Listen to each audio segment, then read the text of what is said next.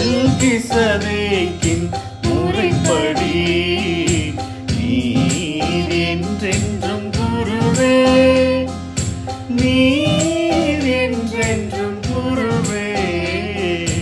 மெல்கிசதேக்கின் முறைப்படி நீர் என்றென்றும் குருவே, நீர் என்றென்றும் குருவே.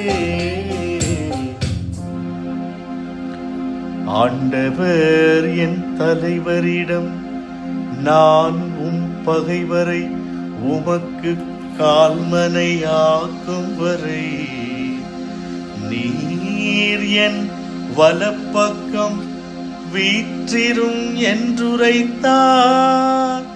நீர் என் வலப்பக்கம் வீற்றிரும் என்றுரைத்தார்.